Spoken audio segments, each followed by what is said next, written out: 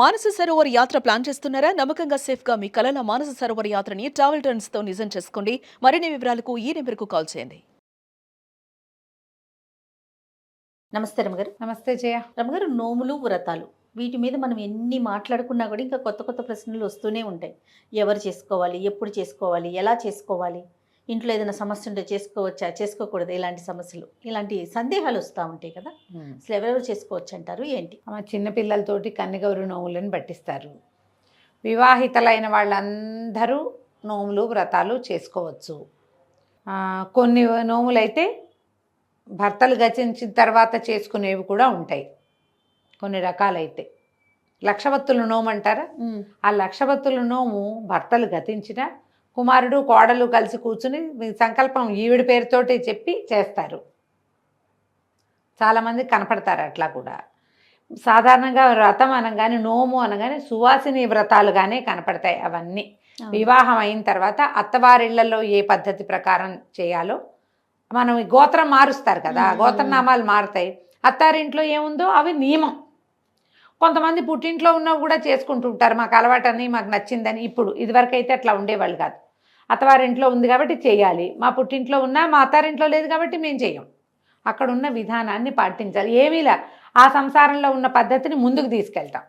మన అమ్మగారింట్లోవి మన మరదల్లో మన వదినలో ముందుకు తీసుకెళ్తారు. కోడళ్ళు వాటిని ముందుకు తీసుకెళ్ళాలి. తర్వాత తరానికి అందించే బాధ్యత ఆడవాళ్ళదే. తమ కూతుళ్ళకి కాకుండా కోడళ్ళకి అందించాలన్నది మన విధానంగా కనపడుతుంది. ఈ వ్రతాలు నోములు ఇంట్లో ఏమున్నా సరే, మామగారు డాక్టర్ గారు నాయనమ్మ మూగిదానికైనా 3 నోములే అని వాళ్ళు ఇలా వేలు చూపించి, మూగపిల్లైనా దానికి మాటలు రావు, అయినా 3 నోములు పట్టుకోవాలి అని ఇదే లెక్క, ఇదే వేళ్ళు ఇలాగే చూపించేవారు. మూగిదానికైనా 3 నోములు. ఈ సాధారణంగా వివాహం అవ్వగానే శ్రావణ మంగళవారం నోములు పట్టిస్తారు. అవి 5 ఏళ్ళు చేయాలి. తర్వాత ఎవరైనా పెళ్లి కూతురికి ఆ నోముని తీర్చుకోవాలి. ఈ నోము పట్టడం, నోము చేయటం, నోము తీర్చుకోవటం, ఈ విధానాలు కనిపిస్తాయి. ఇంచుమించుగా అన్ని రకాల కమ్యూనిటీస్లోనూ ఇవి ఉంటాయి. కేదారేశ్వర కార్తీక నోములు ఉంటాయి, పూర్ణం నోములు ఉంటాయి, అవునండి, అట్ల తద్ది నోములు ఉంటాయి. మీకు కూడా ఉన్నాయి కదా, ఉండ్రాళ్ళ తద్ది నోములు ఉంటాయి. ఇవి కాకుండా ఒక్కొక్కళ్ళకి సరదా ఉంటుంది. ఇంట్లో అత్తగారు ఇత్తగారు ఎవరు లేరు, చెప్పేవాళ్ళు ఎవరు లేరు, కానీ వీళ్ళకే గొప్ప సరదా. ఈ స్త్రీల వ్రత కథలు అని ఉండి వ్రతాల పుస్తకాలు ఉంటాయి. 108 ఎన్నో నోములు ఉన్నాయి అందులో. మా ఫ్రెండ్ పావని ఉంది కదా, అన్ని నోములు. వాళ్ళ ఇంట్లో ఏం లేవు, అమ్మాయికి ఇష్టం చేసేస్తుంది, దానికి ఇష్టం కాబట్టి. ఎన్ని రకాల నోములో తేపకొకటి నోము పట్టుకోవటం, చేసేసుకుంటూ ఉండటం. ఇందులో పెద్ద పెద్దవి ఇంట్లో మనమే ఇంట్లో చేసుకునే 16 ఫలాల నోములని, తర్వాత ఏమో రోజు పూతాంబూలం పండు తాంబూలం నోమని, కందగౌరి నోము, గడప గౌరి నోము, గాజుల గౌరి నోము, పెద్ద పెద్దవి చిత్రగుప్తుడు నోము. తర్వాత మొన్నే వెళ్ళాను నేను, సావిత్రి గౌరీ వ్రతం, అదొకటి 9 సంవత్సరాలు చేయాలట, అది 9 ఏళ్ళు. ఆ తర్వాత అక్కడి నుంచి ఇంకా ఉన్నాయి పున్నం నోములు, 32 పున్నాలో ఏదో లెక్క పున్నం నోములు. దాంట్లో అట్లు వాయనం ఇవ్వాలి, కొన్నిటికి అవేవో వాయనం ఇవ్వాలి. బోల్డ్ ఉంటాయి. ఏవి ఉన్నా సరే నెంబర్ 1 మీ అత్తారింట్లో ఉండాలి ఒకటి, లేదా మీకే చాలా సరదా ఉంది చేసుకోవచ్చు. మొదలుపెట్టి మానేయకూడదు. రూల్ అది.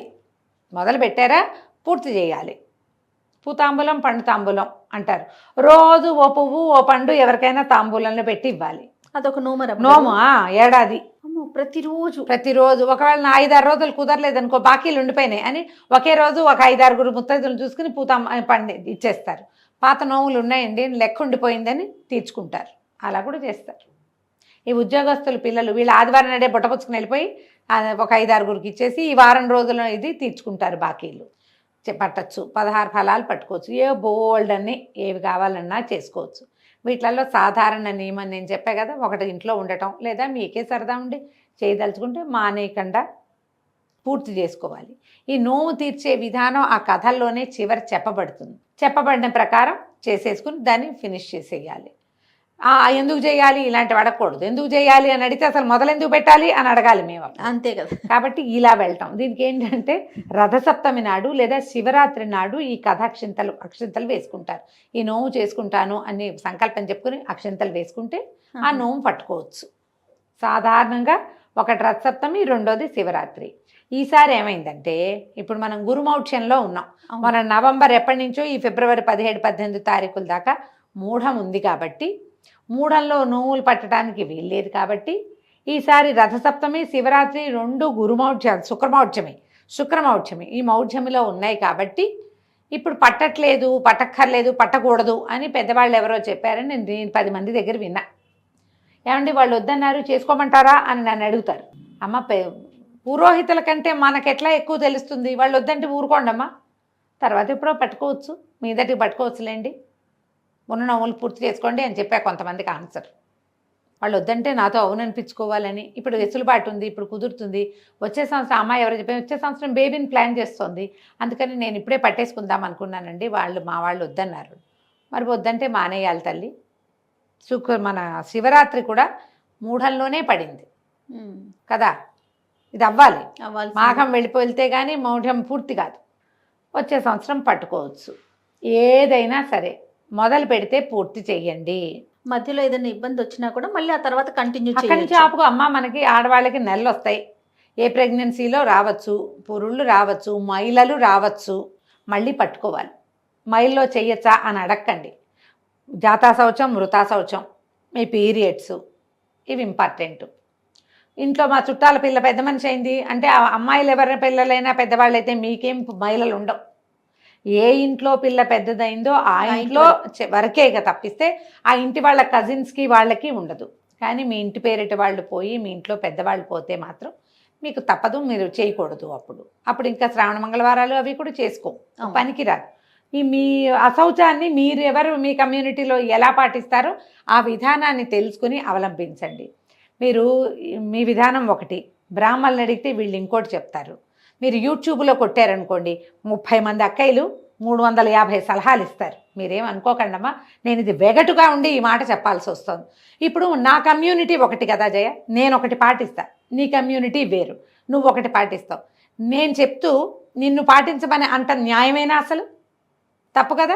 అంతేగా, ఎవరిది వాళ్ళు చెప్పుకుంటారు, వీళ్ళు మన కమ్యూనిటీ కాదు, మన వాళ్ళు ఏం చెప్తారో మనం అదే చేద్దాం అన్న నియమం పెట్టుకోండి. సార్వజనీన నియమాలు వీటికి ఉండవు లేవు. మీదేం విధానం ఉందో అది పాటించుకోండి. దానికి ఏం చేయాలమ్మా, మీరు మొదట మన కుటుంబ సభ్యులతో సఖ్యతగా ఉండండి, సఖ్యతగా ఉండాలి, సఖ్యతగా పెద్దవాళ్ళతోటి మాట్లాడుకోవాలి, మన కజిన్స్ తోటి సంబంధ బాంధవ్యాలు ఉంచుకోవాలి, మానవ సంబంధాలు మెరుగుపరుచుకోండి. అప్పుడు ఇవన్నీ చక్కగా కుదిరితే ఏవి కావాలంటే అవి నోములు పట్టుకుని పూర్తి చేసుకోవచ్చు. కొన్ని సరదాగా ఉంటాయి, చక్కగా మనకి పూజ చేసుకోవటం ఇష్టం, పూజే. ఎవరికైనా ఏమైనా పెట్టుకోవటం ఇష్టం, పెట్టుకోవటమే. దేవుడు అదే కదా, భక్తిపరంగా బాగా వెళ్తాయి. మీకు సరదా ఉంటే చక్కగా చేసుకోండి, ఏం పర్వాలేదు. తప్పకుండా రమ్మగారు. నమస్తే. నమస్తే జయ.